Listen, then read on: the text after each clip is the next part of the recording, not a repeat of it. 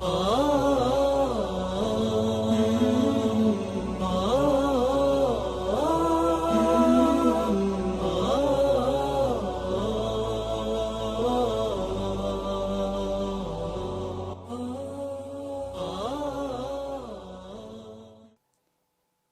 بالله من الشيطان الرجيم. بسم الله الرحمن الرحيم. ولتكبروا الله على ما هداكم ولعلكم تشكرون. دیارە و ئاەتە لە سەرەتاکەیدا خوای گەورە سوبحانەوە وتەعالا باس لە ڕەمەزان دەکا و باس لە دابەزینی قورئان دەکا لە ڕەمەزان و باس لە ئەحکامەکانی بەڕۆژی بوون دەکا. لە کۆتاییەکەیدا دەفەرمی تاوەکو الله سبحانه وتعالى بە گەورەترین بزان و هەروەها حەمد و سەنا و شکرانەی بکەن لەسەرەوەیکەوە هیدایەتی دانا.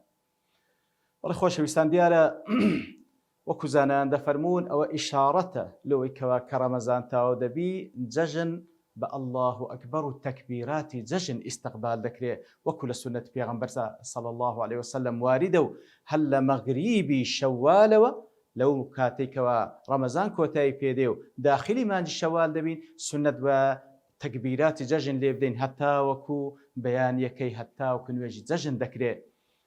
ئیتر هەر وەکو ڕەمەزان عەبودیەت و بەندایەتی تایبەت بەخۆی تێدا بوو، جەژنیش بە هەمان شێوە عەبودیەت و بەندایەتی تایبەت بەخۆی تێدایە.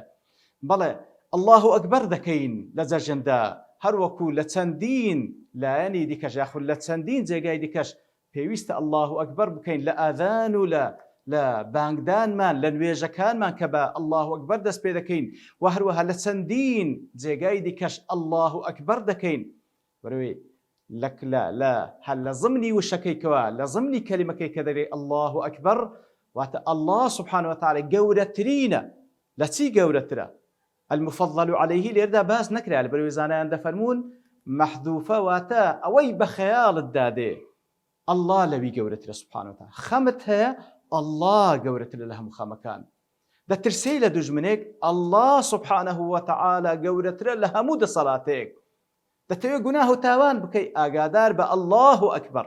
واتە لە کاتی جەژندا بە تایبەتی وەکو زانایان دەفەرمون کاتێکەوە ئاماژەیە بە جەژن ئەو ئاەتە لەبەر ئەوەی عادەتەن زۆر جار ئینسان لە کاتی خۆشیدا خۆی لەبیر دەکا و ئەو تاعەت و عیبادەتێکەوە لە ڕەمەزان کردیت ئەو ملکەچەی لە ڕەمەزانی شایدا لە جەژن دەیدۆڕێنی و دەست بە گوناه و تاوان دەکا. ئاگادار بن وەلیتوکەبروا الله على ما هداكم ولعلكم تشكرون.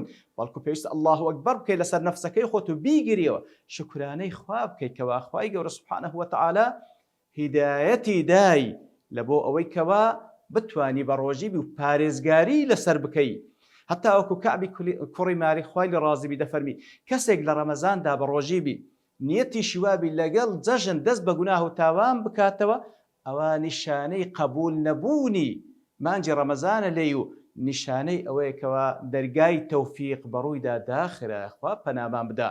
ئیتر پێویستە لە هەموو کاتێک وە بە تایبەتش لە جەژنەکاندا لە بیرمان بی خۆشی جەژن وامان لێ نەکاتن کە خوا لە بیر بکەین و بە دوای شەیطاندا بڕۆین، بەڵکو بڵین الله ئەکبەر و هەروها شکرانەی خوای گەورە بکەین سبحانه وتعالى.